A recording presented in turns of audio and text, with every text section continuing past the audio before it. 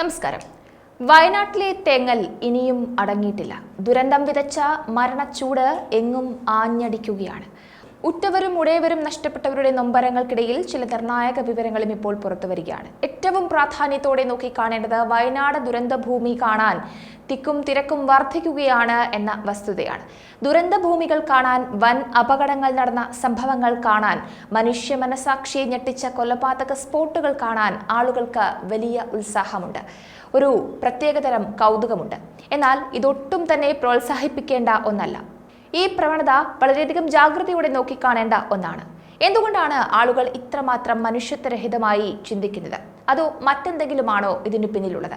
ഇന്ന് നമ്മൾ ചർച്ച ചെയ്യുന്നത് ഡാർക്ക് ടൂറിസത്തെ പറ്റിയാണ്. എന്താണ് ഈ ഡാർക്ക് ടൂറിസം? വയനാട് ജില്ലയിലെ മലയോര മേഖലയിലുണ്ടായ വലിയ ഉരുൾപൊട്ടലിൽ മരണക്കണക്കുകൾ ഞെട്ടിപ്പിക്കുന്നതാണ്. നിരവധി പേരെ രക്ഷിക്കാനായെങ്കിലും മരണക്കണക്കുകൾ അതിലേറെയാണ്. മുണ്ടക്കൈ, ചൂരൽമല, അട്ടമല, നൂൽപ്പുഴ ഗ്രാമങ്ങളെ ഉരുൾ കവർന്നെടുക്കുകയായിരുന്നു. ഇവിടേക്കിപ്പോൾ ആളുകളുടെ വലിയൊരു കുത്തൊഴുക്കാണ്. ദുരന്ത പ്രദേശങ്ങളിലേക്ക് എന്താണ് സംഭവിക്കുന്നത് എന്നറിയാനുള്ള ആളുകളുടെ കൗതുകമാണ് ഈ പറഞ്ഞ ഡാർക്ക് ടൂറിസത്തെ പ്രോത്സാഹിപ്പിക്കുന്നത്. അതേസമയം ദുരന്തബാധിത പ്രദേശങ്ങളിൽ നിന്ന് ഒഴിഞ്ഞു മാറാൻ അധികാരികൾ ഇത്തരക്കാരോട് വലിയ രീതിയിൽ ഉപദേശിക്കുന്നുമുണ്ട്. ഡാർക്ക് ടൂറിസം സുപ്രധാന രക്ഷാപ്രവർത്തനങ്ങൾക്ക് തടസ്സമാകുമെന്ന മുന്നറിയിപ്പും നൽകുന്നുണ്ട്.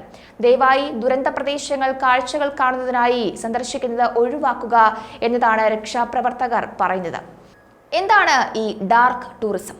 സമീപ വർഷങ്ങളിൽ പ്രത്യേകിച്ച് ചെർണോബിൽ, ദി ഡാർക്ക് ടൂറിസം തുടങ്ങിയ TV ഷോകളിലൂടെ ശ്രദ്ധ നേടിയ ഡാർക്ക് ടൂറിസം മരണം, കഷ്ടപ്പാടുകൾ, ദുരന്തങ്ങൾ അല്ലെങ്കിൽ അസാധാരണമായ എന്തെങ്കിലും എന്നിവയുമായി ബന്ധപ്പെട്ട സ്ഥലങ്ങൾ സന്ദർശിക്കുന്ന രീതിയാണ് സൂചിപ്പിക്കുന്നത്. ഈ സൈറ്റുകളിൽ സെമിത്തേരികൾ, ശവകുടീരങ്ങൾ, ദുരന്ത മേഖലകൾ, യുദ്ധക്കളങ്ങൾ, സ്മാരകങ്ങൾ, ജയിലുകൾ, വധശിക്ഷ നടപ്പാക്കുന്ന സ്ഥലങ്ങൾ, കുറ്റകൃത്യങ്ങൾ നടക്കുന്ന ഇടം എന്നിവയൊക്കെ ഉൾപ്പെട്ടേക്കാം. പ്രമുഖ ഡാർക്ക് ടൂറിസം സൈറ്റുകളിൽ പോളണ്ടിലെ ഓഷ്വിറ്റ്സ് കോൺസെൻട്രേഷൻ ക്യാമ്പും ഉൾപ്പെടുന്നുണ്ട്. ഹോളോകോസ്റ്റിന്റെയും ആ സമയത്ത് നടന്ന അതിക്രമങ്ങളുടെയും വേദനിപ്പിക്കുന്ന ഓർമ്മപ്പെടുത്തലുണ്ട്. മറ്റൊരു ശ്രദ്ധേയമായ സൈറ്റ് യുക്രൈനിലെ ചെർണോബിലാണ്. ഒരു വിനാശകരമായ ആണവ ദുരന്തത്തിന്റെ സ്ഥാനം. ഇപ്പോൾ അതിന്റെ വിചിത്രമായ ചരിത്രത്തിലും ഉപേക്ഷിക്കപ്പെട്ട ഘടനകളിലും സന്ദർശകരെ വലിയ രീതിയിൽ ആകർഷിക്കുന്നുണ്ട്. ഭീതി പടർത്തുന്ന ഇടങ്ങൾ കണ്ടുപിടിക്കാനുള്ള ഉത്സാഹം, ദുരന്തം ആസ്വദിക്കാൻ അല്ലെങ്കിൽ അതിൽ അങ്ങേയറ്റം ഒരു കൗതുകം കാണിക്കുവാനുള്ള മനുഷ്യന്റെ ആ ഒരു തിരക്കിനെ ആഴത്തിൽ തന്നെ പരിശോധിക്കേണ്ട ഒന്നാണ്. വർദ്ധിച്ചു വരുന്ന ഡാർക്ക് ടൂറിസത്തെ സശ്രദ്ധം ശ്രദ്ധിക്കേണ്ടത്, നിരീക്ഷിക്കേണ്ടത് അനിവാര്യമായ ഒന്നാണ്. എന്തുകൊണ്ടാണ് ഈ ഡാർക്ക് ടൂറിസം ജനപ്രിയമായത്? അതിലേക്ക് വരികയാണെങ്കിൽ ഡാർക്ക് ടൂറിസം പലരെയും ആകർഷിക്കുന്നുണ്ട്. കാരണം അത് ദുരന്ത സ്ഥലങ്ങളുമായി ഒരു വൈകാരിക ബന്ധം നൽകുന്നു അത്രേ. അതേപോലെ സന്ദർശകർ പലപ്പോഴും ഒരു സ്ഥലത്തിന്റെ ചരിത്രവും സംസ്കാരവുമായി ആഴത്തിൽ ഇടപഴകാൻ ശ്രമിക്കുന്നു. സംഭവങ്ങൾ അനുഭവിച്ചവരുടെ വികാരങ്ങളുമായി ബന്ധപ്പെടുത്തുന്നു. ഈ സൈറ്റുകൾ സന്ദർശിക്കുന്നതിലൂടെ ആളുകൾക്ക് ഭൂതകാലവുമായി സ്പഷ്ടമായി ഇടപഴകാനും ആദരാഞ്ജലികളൊക്കെ അർപ്പിക്കുവാനും ചരിത്ര സംഭവങ്ങളുടെ പ്രാധാന്യത്തെക്കുറിച്ച് പ്രതിഫലിപ്പിക്കുവാനും കഴിയുമെന്നാണ് ഒരു പക്ഷം പറയുന്നത്. ഈ സൈറ്റുകൾ സാധാരണ വിനോദസഞ്ചാര കേന്ദ്രങ്ങളിൽ നിന്ന് വ്യത്യസ്തമായ അനുഭവങ്ങൾ നൽകുന്നുണ്ട്. അസാധാരണവും അജ്ഞാതവുമായ സ്വഭാവം കാരണം ജിജ്ഞാസ വലിയ രീതിയിലാണുള്ളത്. കൂടാതെ അത്തരം സൈറ്റുകൾ സന്ദർശിക്കുന്നത് പലപ്പോഴും ജീവിതം, മരണനിരക്ക് എന്നിവയെക്കുറിച്ചുള്ള ആത്മപരിശോധനയെയും പ്രേരിപ്പിക്കുന്നുണ്ട്.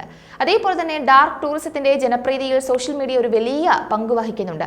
ഈ സൈറ്റുകൾ സന്ദർശിക്കുന്നതിനുള്ള പ്രചോദനത്തെയും വിനോദസഞ്ചാരികൾ എത്തിക്കഴിഞ്ഞാൽ അവരുടെ പെരുമാറ്റത്തെയും വലിയ രീതിയിലാണ് സ്വാധീനിക്കുന്നത്. സോഷ്യൽ മീഡിയ പ്ലാറ്റ്ഫോമുകൾ ഡാർക്ക് ടൂറിസം കേന്ദ്രങ്ങളുടെ ഒരു വലിയ വാതായനം തുറന്നിടുന്നുണ്ട്. ഉപയോക്താക്കൾ പങ്കിടുന്ന പോസ്റ്റുകൾക്കും ഫോട്ടോകൾക്കും വീഡിയോകൾക്കും ഒക്കെ താല്പര്യവും മറ്റു കാര്യങ്ങളുമൊക്കെ ഉണ്ടാക്കുവാൻ കഴിയും. ഈ സൈറ്റുകൾ സന്ദർശിക്കാൻ മറ്റുള്ളവരെ വലിയ രീതിയിൽ ഇത് പ്രോത്സാഹിപ്പിക്കുകയും ചെയ്യും.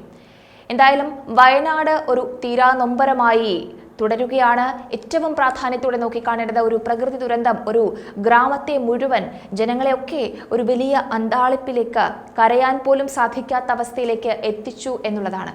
എന്തായാലും പ്രകൃതി ദുരന്തങ്ങളും അതേപോലെ ദുരന്തങ്ങൾ ഏതു തന്നെ ആയിക്കൊള്ളട്ടെ, ഇത്തരത്തിൽ അവിടേക്ക് ഇരച്ചെത്തുവാനുള്ള ഒരു കൗതുകം, നമുക്ക് സംഭവിക്കാത്ത ഒന്ന് മറ്റൊരാൾക്ക് സംഭവിക്കുമ്പോൾ അതൊരു വെറും കഥ മാത്രമാകുമെന്ന് പറഞ്ഞതുപോലെ ഇത്തരത്തിൽ ദുരന്തമുഖത്തേക്ക് കാഴ്ചക്കാരായി പാഞ്ഞെത്തുന്നത് ഒട്ടും നല്ല പ്രവണതയല്ല എന്നത് മനസ്സിലാക്കേണ്ടതുണ്ട്.